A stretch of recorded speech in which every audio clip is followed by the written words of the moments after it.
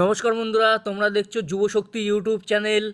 আজকে একটা বিশেষ ভিডিও তোমাদের জন্য করছি যে পাবলিক সার্ভিস কমিশনের পিএসসি ক্লার্কশিপ 2023 ডাব্লিউবিপিএসসি ক্লার্কশিপ 2023-এর রেজাল্ট কিন্তু অতি দ্রুত দিতে চলেছে।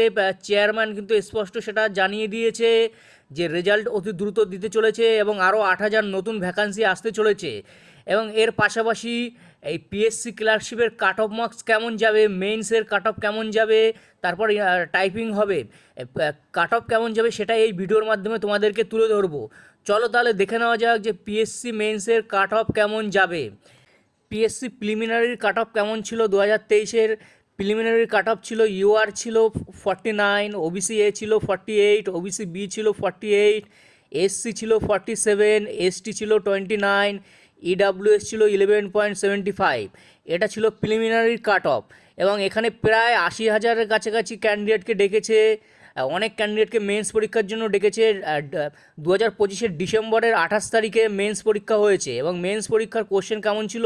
প্রায় মডারেট ছিল এবং স্ট্যান্ডার্ড কোশ্চেন ছিল। এর পাশাপাশি তোমাদের দেখিয়ে দেবো যে 2019-এর প্রিলিমিনারি কাট অফ ও মেন্সের কাট অফ কেমন ছিল সেটা তোমরা দেখে নাও, তাহলে একটা ধারণা তৈরি হবে।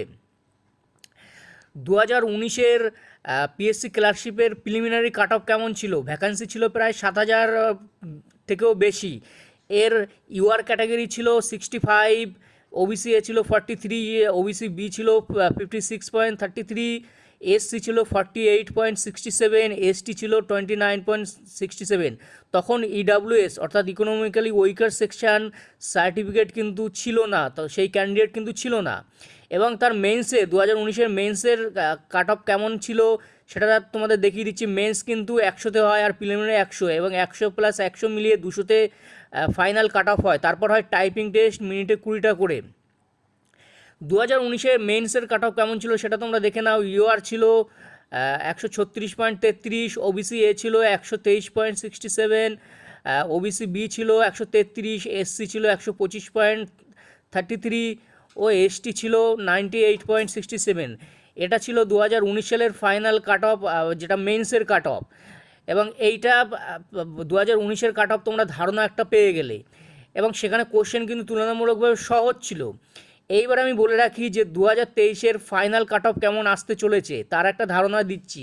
এবং ওবিসি কেস নিয়ে যে একটা সমস্যা তৈরি হয়েছে, ওবিসি হয়তো 7% হয়ে যেতে পারে, কিন্তু সেটা আমি বুঝিয়ে দিচ্ছি কি হতে পারে।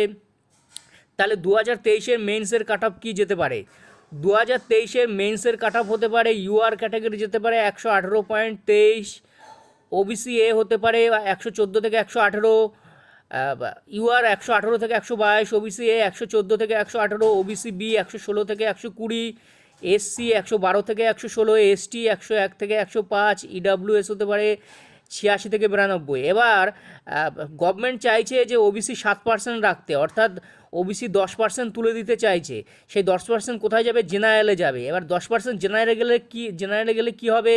কিছু জেনারেল ক্যান্ডিডেট সুযোগ পাবে সেখানে, এবং সেখানে ক্যাটাগরির অনেক ক্যান্ডিডেট ঢুকে পড়বে। অর্থাৎ জেনারেলে যদি 10% সিট বৃদ্ধি পায়, তার ফলে যেটা হবে যে সেখানে ধরো ওবিসির যারা বাকি 7% পড়ে থাকে তাদের মধ্যে যাদের ভালো নাম্বার আছে, যারা জেনারেলে কাট অফ ক্লিয়ার করবে, তারা কিছু জেনারেল ঢুকবে। এসসির ছেলেমেয়েরা কিছু জেনারেল ঢুকে যেতে পারে যদি তাদের ভালো মার্কস থাকে। এসটির কিছু ছেলেমেয়ে জেনারেল ঢুকে যেতে পারে, ওই ইডাব্লিউএসের ক্যান্ডিডেটের কিছু জেনারেল ঢুকে যেতে পারে। অর্থাৎ ওই 10%-এর মধ্যে জেনারেলের কিছু সুযোগ পাবে। এর পাশাপাশি বাকি ক্যাটাগরি থেকেও কিছু ছেলেমেয়ে সেখানে সুযোগ পাবে। তারপরে কাট অফ মার্কস সামান্য একটু কমলেও কমতে পারে জেনারেলের। এবং ওবিসি হয়তো 7% হবে, সেই গুঞ্জন তৈরি হয়েছে এবং পরিস্থিতি সেই দিকে যাচ্ছে।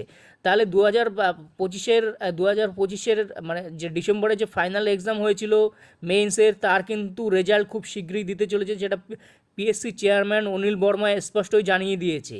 এর পাশাপাশি আমি বলে রাখি, মিনিটে 20টা করে টাইপিং। যাদের ভালো মার্কস আছে বা যাদের এক্সাম ভালো হয়েছে মেন্স পরীক্ষার, তারা কিন্তু মিনিটে 20টা করে টাইপিং প্র্যাকটিস করো। বাড়িতে একটা কিবোর্ড কিনে মোবাইলের সাথে কানেক্ট করে নাও, করে নিয়ে তারপরে তোমরা টাইপিংয়ের কিন্তু প্র্যাকটিসটা শুরু করলেও করতে পারো যাদের ভালো মার্কস আছে।